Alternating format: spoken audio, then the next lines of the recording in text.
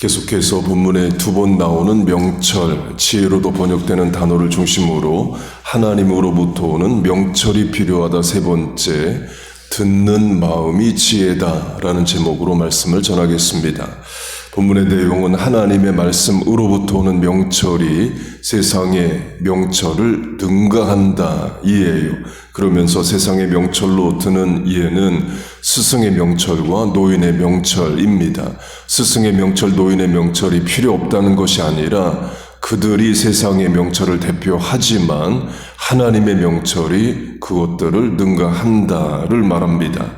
그걸 예레미야서의 말씀으로 하면요, 지혜로운 자는 그 지혜를 자랑치 말라. 자랑하는 자는 이것으로 자랑할지니 곧 명철하여 나를 아는 것과 나 여호와는 인애와 공평과 정직을 행하는 자인 줄 깨닫는 것이라. 지혜를 자랑치 말라는 것을 지혜를 자랑할 만한 사람으로 하면 솔로몬입니다. 성경 최대 지혜자입니다. 열왕기상 3장을 보면 솔로몬 이전에도 이후에도 솔로몬과 같은 지혜자가 없었다 말합니다. 심지어 외국의 왕들도 솔로몬의 지혜를 보고자 방문합니다. 이집트 여왕이 그의입니다. 그리고 진정한 자랑은 하나님을 아는 것이라로 하면 솔로몬이 노년의 우상숭배자가 된 것으로 하면 우상숭배자인 솔로몬은 진정한 자랑이 없다, 명철이 없다라고 할 수 있습니다.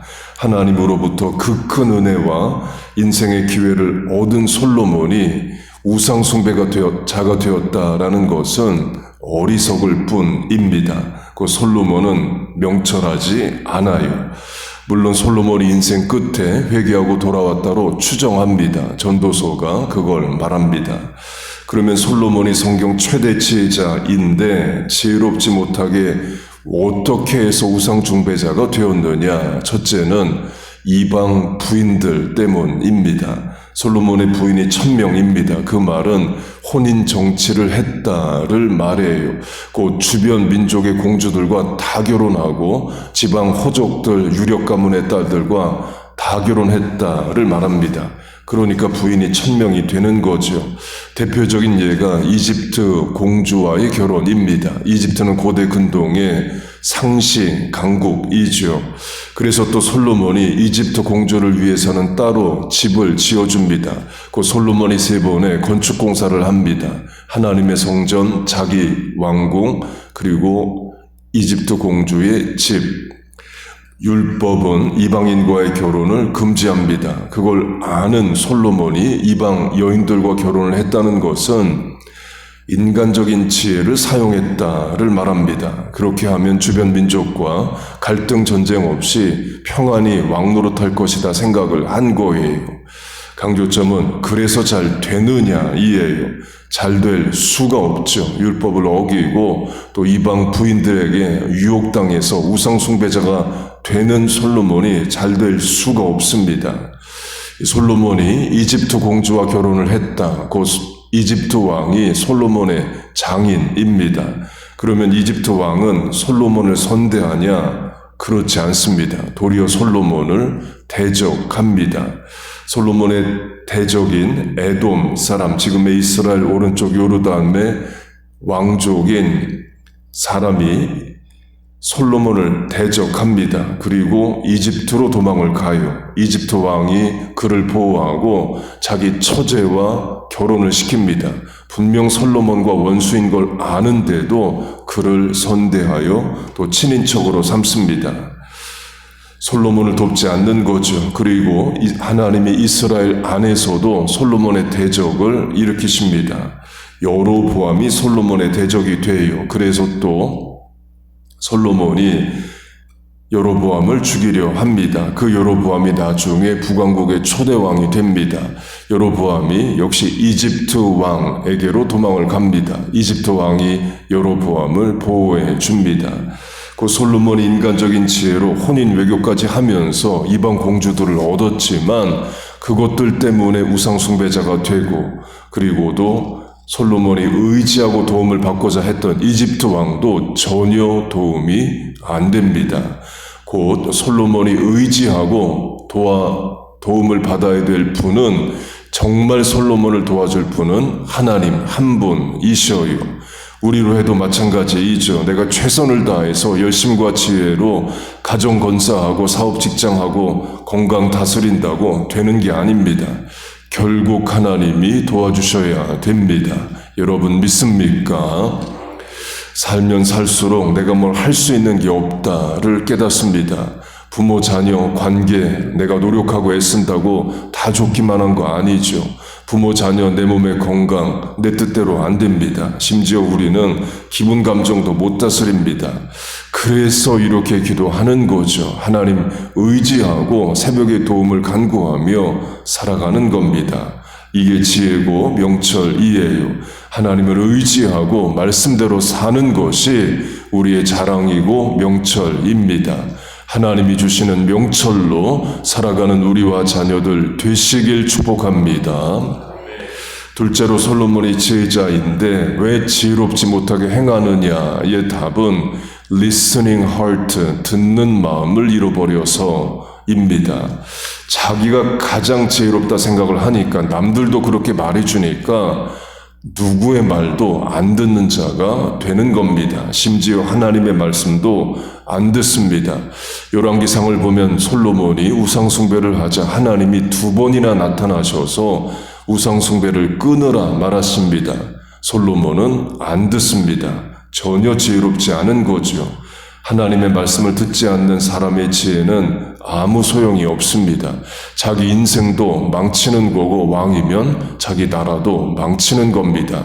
결국 솔로몬의 우상숭배는 그 아들 때에 나라가 둘로 쪼개지는 일을 당하게 됩니다.